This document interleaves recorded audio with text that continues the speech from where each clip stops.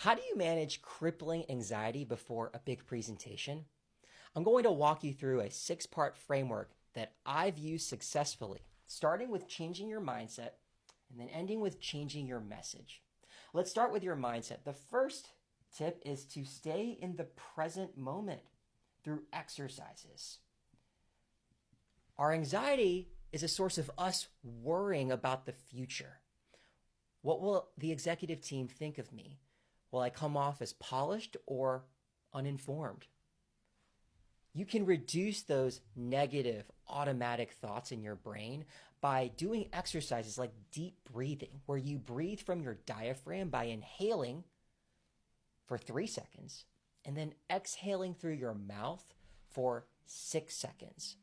Do this 5 times before you're about to give a talk, and I promise you, you'll be much more focused on your breath, the present, and you won't even have the bandwidth to think about the future. The second part to adjusting your mindset is to think gift, not expectation. What do I mean by gift, not expectation? When you're delivering a presentation, it's not about you. It's about your audience. You are giving them the gift of information, emotion, bias for action that they otherwise would not have had if it weren't for you delivering that message. If, however, you are thinking about how am I going to sound, you're not thinking about the benefits for your audience. So if it were an executive team, think, I am giving my executive team the opportunity to stay informed about our strategic partners. I am giving my manager the opportunity to advocate on my behalf so that he or she also looks good and our team is elevated as a result. When you think through gift, not expectation, you're reducing the stakes when it comes to delivering a crucial message to your audience. The third piece is embrace mediocrity. Embrace mediocrity. What do I mean by that? Well, too many people that I've coached when it comes to presentation skills are worried about perfecting their message, ensuring that everything they say word for word is precise, is exactly how they've planned. Instead, I want you to embrace the mindset that you just need to get your message across however you can.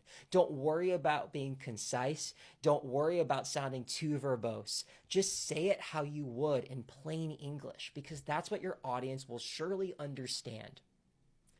When you embrace mediocrity, suddenly you're sounding more authentic. Suddenly you're able to come off as genuine, and you can more easily respond to your audience, which leads to my fourth point, and that's to listen intently.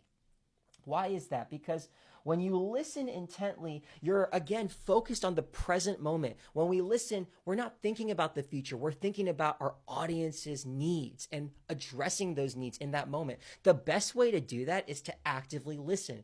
Paraphrase what your audience says. Ensure that you've understood them completely before you begin to respond. When you do that, I promise you that you'll be much more locked in and you'll sound, again, more authentic. You'll make it sound like a conversation versus a monologue, and that's what the best presenters do. Now let's shift over to our message. How do we adjust our message to reduce our anxiety?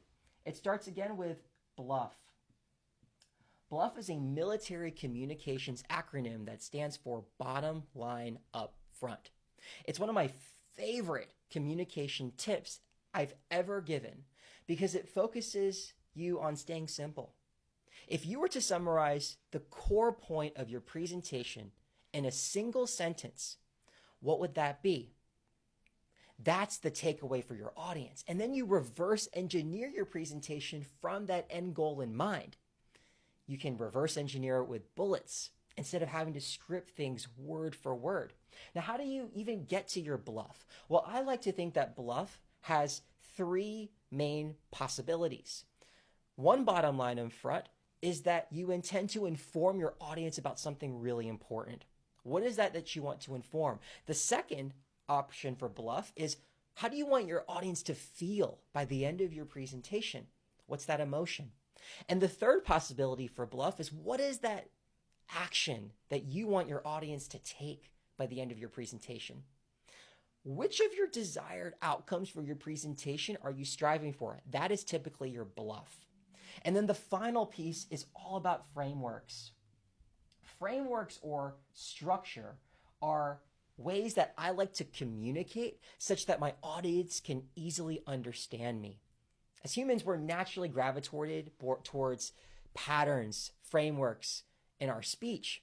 One of my favorite frameworks is the what, so what, now what framework. What is describing the issue at hand. So what is why does that issue even matter to your audience?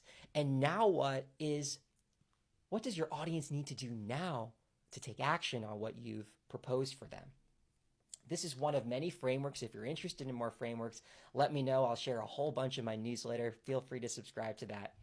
But in summary, anxiety is completely normal with presentations. You're not going to eliminate it entirely. But if you do these 6 things, you'll sound much more authentic and you'll stay in the present moment. That's what matters. If you like this, give me a follow, and I'll see you next time.